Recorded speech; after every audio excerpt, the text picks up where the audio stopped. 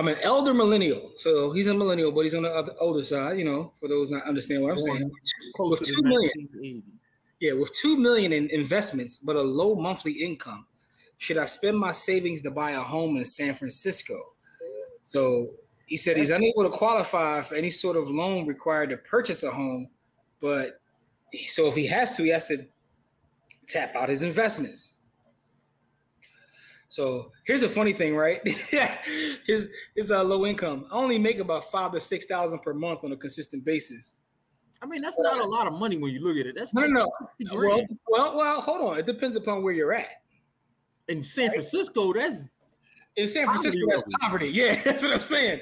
But that's what depending upon where you're at, like that's a nice piece of change. If I'm in, I don't want to disrespect nobody's state. It's different. It's different. Like if you're in Wyoming, you could live for months off $6,000. All right. Well, that's my point. But his problem is this though. He doesn't want to cash out such a large portion of his nest egg to buy a place to live that wouldn't be anything close to his dream home. But I feel like every time I've waited for the housing market to cool off, it only continues to increase. So there's a couple of things I want to talk about with this story, but I want to know what you guys think, right? So if you're a millionaire but you don't have a home and you want to buy a house, should you cash out your investments? No, man. His investment, first of all, his investment's not paying him enough if he only making $5,000 or $6,000 a month. Well, he's counting his income. You don't know if he's counting that income. Well, first off, he got 2 M's. My 2 M's would make more than $5,000 or $6,000 a month.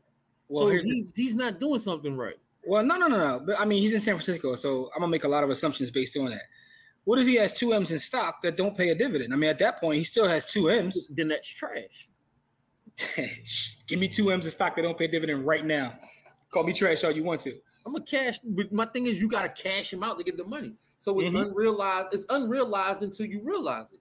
And so that's why I'm saying, like, if you got $2 million net worth that you gotta cash out to get the money, then he don't actually have to cash that out too, because if he can borrow against it if it's in stock. So he doesn't even have to cash it out, even if it's not.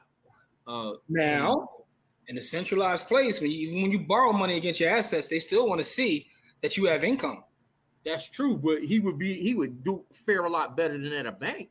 He might not even get approved for it because they want to make sure you can pay it back. Here's the funny thing: when it comes to real estate and borrow, most people don't want the actual asset. They want the cash flow and the interest that comes from it.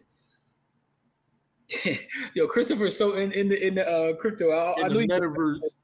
You can buy a house in the metaverse and use it as leverage, right? All right, so for everybody out there watching, if you have a multi-million-dollar in assets and you want to buy a house, do you cash out your assets or do you continue to rent? And just what do you do? I want to know what you guys think.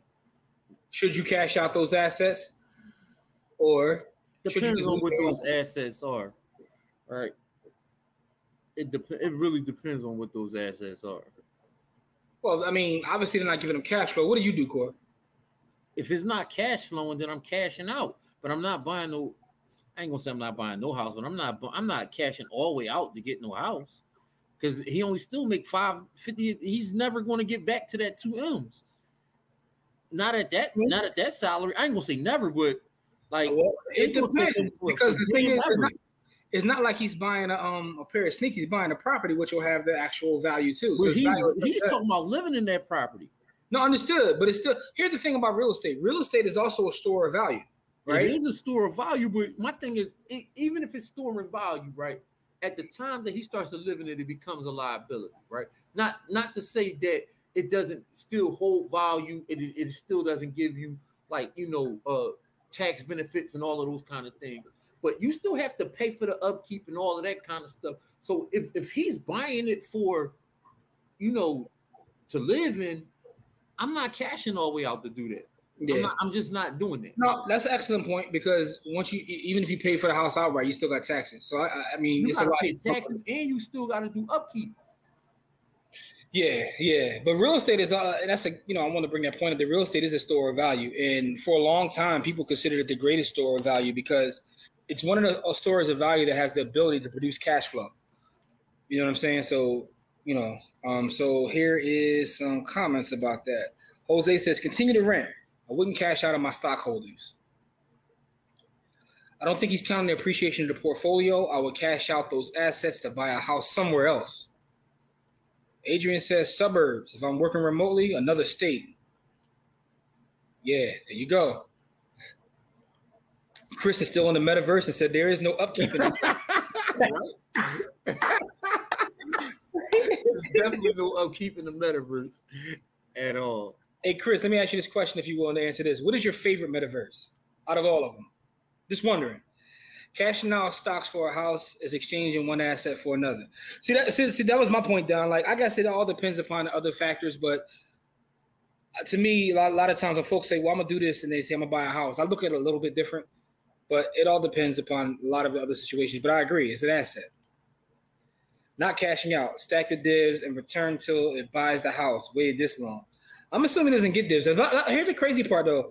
A lot of people in San Francisco have a lot of money because, you know, of the startup culture out there, but they don't have any cash. They be millionaires on paper with no cash flow because there is no dividends. All right, so I just take whatever it was that would amount to a 20% down payment just so I wouldn't be underwater, but I wouldn't buy it outright.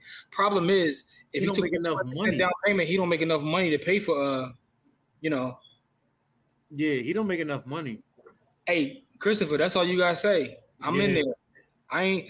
Because one of the things, your first and third are the only two that I've actually operated in. I've actually scaled down the metaverses because I found myself every time a new one popped up, I had to do something.